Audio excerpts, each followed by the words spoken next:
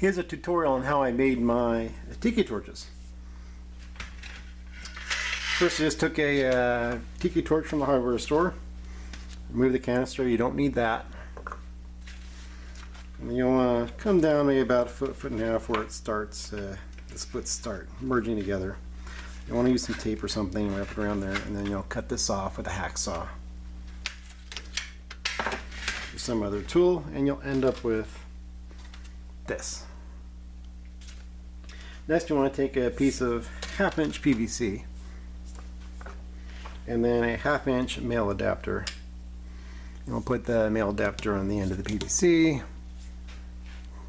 So you don't need glue, just press on there. And then you'll take the pipe and stick it down onto the torch. So and just leave it for now. Now we're going to make the assembly for the LEDs. I used a piece of 1/8 inch thick aluminum sheeting. And then I took a 3 inch hole saw and basically just drilled a disc out of it. Then I took a 7/8 inch hole saw and then drilled out the center of that. Ended up with that disc. And the reason why I'm using such a thick aluminum is because you'll want heat dispersion, as these LEDs do create a lot of heat. And the aluminum is best for dispersing the heat. Because after we get the disc, you'll need some LEDs. Got these on eBay. They're a 3-watt orange LED. It's 600 to 610 nanometers, or just an orange LED.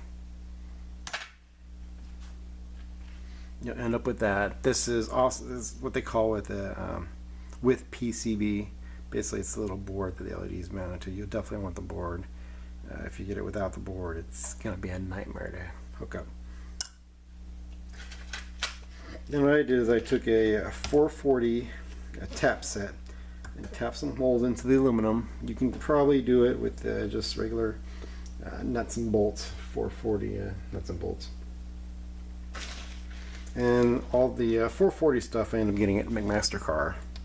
So there's a screw, and then I also got these black washers. I need the black washers to insulate the terminals. This is what it looks like when you're done. But if you can see the washers, if you don't use these washers, like right there, you could end up shorting the contacts to the aluminum. And that would not be a good thing. So I have 4 3-watt orange LEDs in series here, using a 12-volt power supply. I'm using a 10 ohm 10-watt resistor. You can probably get away with a 5-watt or even a 2-watt resistor. That's what I'm using since I'm running it off 12 volts. You don't need an LED driver, since we're not running these for more than a day or two. If you're going to run it for hundreds and hundreds of hours, and you might want a driver, but for our intents purposes, we're using a regulated 12-volt power supply, 10 ohm resistor. It's fine. Next, you'll need it's a lock nut, 1/2 inch lock nut. This is an electrical fitting. So you got an electrical department, they'll know exactly what you're talking about. We're going to mount this disc to the tiki torch.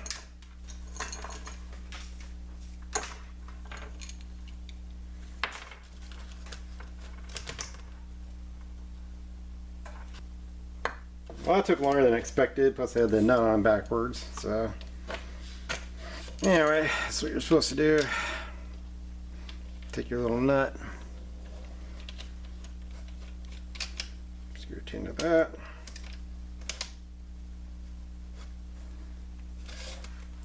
and that's what you end up with.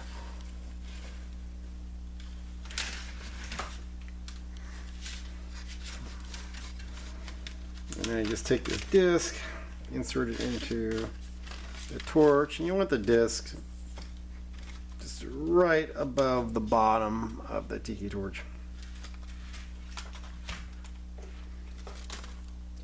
Then you'll take some string or some rope. I believe This is a 3/16 or 1/4 inch hemp rope. I wasn't able to find it for the purpose of the video, so this will be my example, and this is fine too.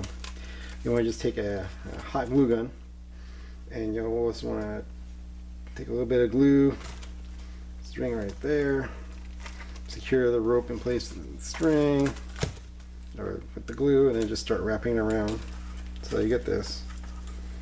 And then you'll hot glue the bottom of this too, and just kind of hot glue it in certain spots as well, and kind of hold it tight. This part's pretty firm, it shouldn't really need to move. You don't want it sliding down on you. And that is the finished product. And then I have mine on this particular one. Obviously I can add more length to the 1/2 inch PVC. You can drill it here, or you can run away to the bottom. That's fine, doesn't matter. But these, I make it about 6 feet tall, and smoke has no problem getting through the PVC. But eventually you'll need to drill a hole to get the wire out at some point in time. If you're really worried about smoke coming in, you can put a little dab of hot glue in there and make sure no smoke seeps out of the hole for the wire.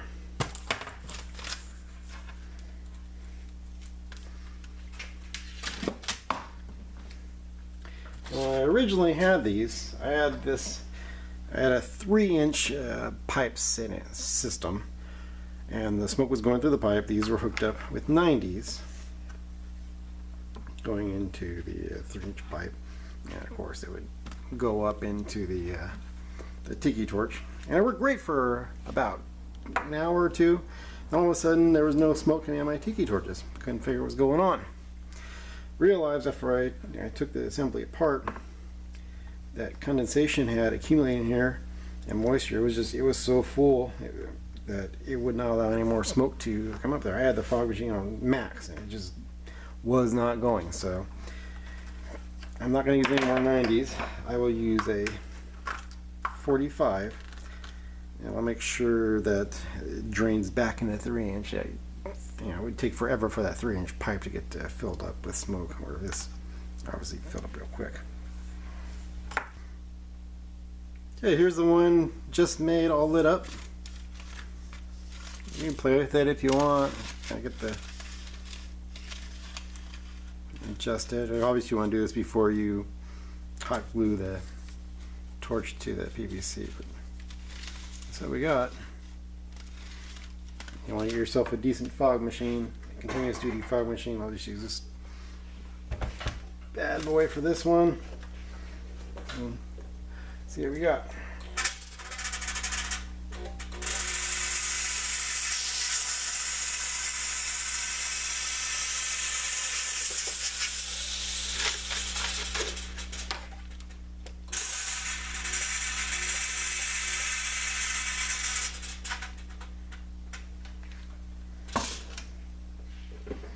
So there you go. It's obviously the smoke is going to go different depending on how you deliver the fog through the torch and your system or whatever. That's going to vary.